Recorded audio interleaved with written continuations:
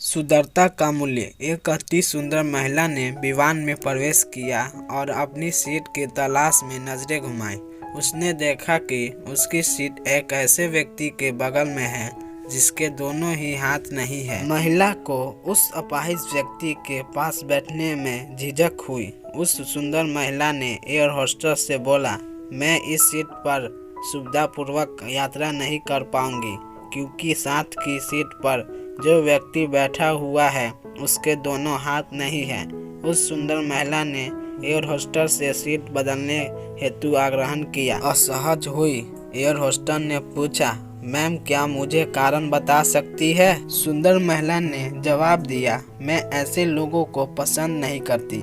मैं ऐसे व्यक्ति के पास बैठकर यात्रा नहीं कर पाऊंगी। दिखने में पढ़ी लिखी और विनम्र प्रतीत होने वाली महिला की यह बात सुनकर एयर होस्टेस अचंभित हो गई।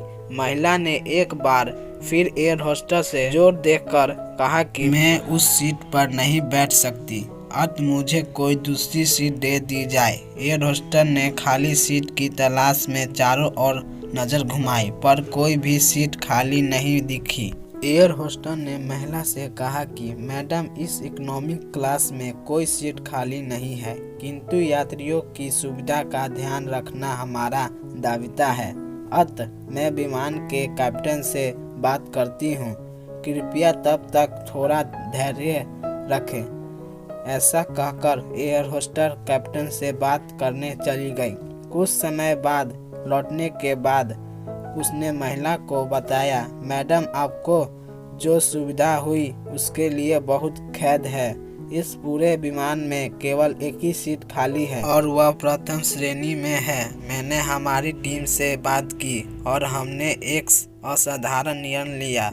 एक यात्री को इकोनॉमिक क्लास में प्रथम श्रेणी में भेजने का कार्य हमारी कंपनी के इतिहास में पहली बार हो रहा है। सुंदर महिला अत्यंत प्रसन्न हो गई, किंतु इसके पहले कि वह अपनी प्रतिक्रिया व्यक्त करती और एक शब्द भी बोल पाती, एयर होस्टेस उस अपाहिज और दोनों हाथ विहीन व्यक्ति की ओर बढ़ गई और विनम्रता पूर्वक उसने पूछा, सर क्या आप प्रथम श्रेणी में जा सकेंगे? क्योंकि हम नहीं चाहते कि आप एक अशिष्ट यात्री के साथ यात्रा करके परेशानी हो। यह बात सुनकर सभी यात्रियों ने ताली बजाकर इस निर्णय का स्वागत किया और अति सुंदर दिखने वाली महिला तो अब शर्म से नजरें ही नहीं उठा पा रही थी। तब उस अपाहिज व्यक्ति ने खड़े होकर कहा, मैं एक भूतपूर्व सैनिक हूँ और मैंने एक ऑपरेशन के दौरान कश्मीर सीमा पर हुई बम विस्फोटक में अपने दोनों हाथ खोए थे।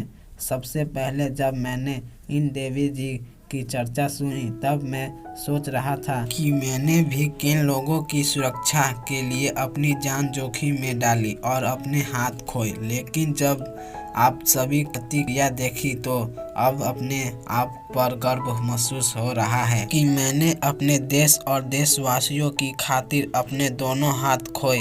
और इतना कहकर वह प्रथम श्रेणी में चल गई। सुंदर महिला पूरी तरह से शर्मिंदा होकर सर झुकाए और सीट पर बैठ गई। अगर विचारों में उदाहरण नहीं है तो ऐसी सुंदरता का कोई मूल्य नहीं है।